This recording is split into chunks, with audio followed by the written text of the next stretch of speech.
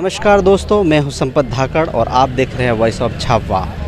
आज हमारे बीच जोबट कांग्रेस प्रत्याशी सेना महेश पटेल कठीवाड़ा कांग्रेस कार्यालय का उद्घाटन करने पहुंची थी और वॉइस ऑफ झाबुआ से हमने उनसे बात की।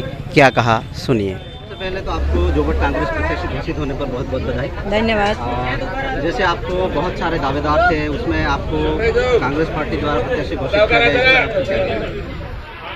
देखो, सभी ने अपनी अपनी मांग रखी थी और हमने भी हमारी मांग रखी थी। पटेल साहब में और बाकी मेरे और भी सुरपाल भैया, हजरी बहन, मोनू बाबा, दीपक भाई, महेंद्र भाई, सभी ने मांग रखी थी कांग्रेस पार्टी की।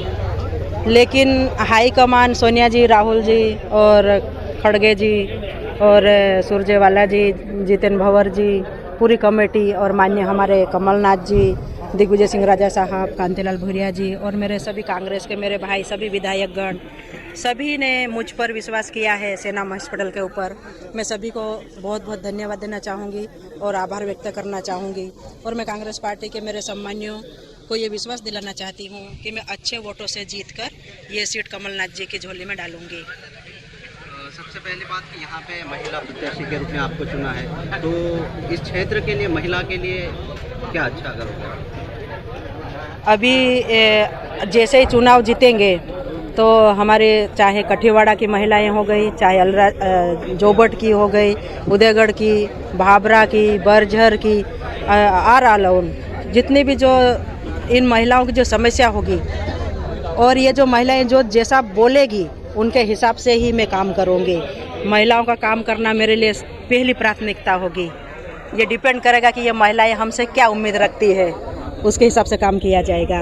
जैसे जोबट विधानसभा क्षेत्र का सबसे बड़ा मुद्दा है पलायन और शिक्षा, स्वास्थ्य, इसको लेकर आपका क्या कहना है? ये जो मेन मुद्दे हैं, चाहे वो पलायन हो गया, चाहे स्वास्थ्य हो गया, चाहे वो शिक्षा हो गई, चाहे वो भूमि अधिग्रहण वाला हो गया, चाहे वो आमवा से लेकर सेजावाड़ा तक का जो रोड हो गया, और ऐसे बहुत सारे जो मुद्दे हैं जिनके ऊपर विशेष फोकस किया जाएगा। और अभी मैं पहले भी कहा है और अभी भी बोल रही हूँ कि जो आमवा से लेकर सेजावाड़ा वाला रोड है, जो आने जाने में सभी को दिक्कत आ रही है, उसको मैं फर्स्ट प्रायोरिटी पे लूँगी और मातृशक्ति को भी ध्यान में रखूँगी। और मैं इसके पहले कई बार बोल चुकी हूँ, मैं संपूर्ण विकास के लिए हमेशा आगे रहूँगी। मैं किसी व्यक्ति विशेष के लिए काम नहीं करूँगी। मैं जैसे ही सीट पे जाने के बाद में मैं हर वर्ग का ध्यान रखूँगी और सभी वर्ग मेरे लिए एक समान है। मैं उनकी सेवा करने के लिए तैयार हूँ।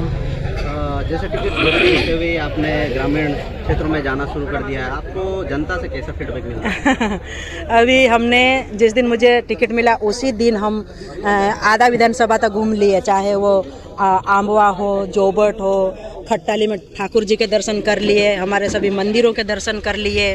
और जितने भी जो कार्यालय खोलने थे, हमने सबसे पहले आमवा में कार्यालय खोल लिया, हमने उदयगढ़ में कार्यालय खोल दिया और हमने कठीवाड़ा में भी आज कार्यालय खोल दिया, हमने भाबरा में भी ये कार्यालय खोल दिया। हम हर जगह कार्यालय खोल दिए। और मैं जैसे ग्रामीण क्षेत्र में जा रही हूँ तो मेरे कार्यकर्ताओं में इतना उत्साह है कि आप सब भी देख रहे हो आपके सोशल मीडिया के माध्यम से। और कई मेरे कार्यकर्ता तो अभी उनका स्टेटमेंट है कि बोले अब टिकट मिल गई, बोले हम 4 दिन से खाना नहीं खाए थे। कोई बोलते मैं तो इतना परेशान था, मैं तो दुबला हो गया भाई, अब टिकट मिल गई, अब खाना खाऊंगा। तो मेरे कार्यकर्ताओं में इतना उत्साह है कि निश्चित ही हम कांग्रेस का परचम लहराएंगे और अच्छे वोटों से जीतेंगे। जैसा कि बीजेपी से प्रत्याशी अभी घोषित नहीं हुआ है, तो आप जो बीजेपी की चुनौती है उसको किस प्रकार से देखती हैं? देखिए भैया, मेरे लिए तो बीजेपी का कोई भी आए, चाहे माधो दादा आ जाए, चाहे विशाल भाई आ जाए, चाहे शिवराज सिंह चौहान क्यों नहीं आ जाए, मेरे लिए कोई चुनौती नहीं है। मैं तो कांग्रेस का झंडा जिताऊंगी और कांग्रेस पार्टी का एमएलए बन के ना विधानसभा में हर मुद्दे उठाऊंगी।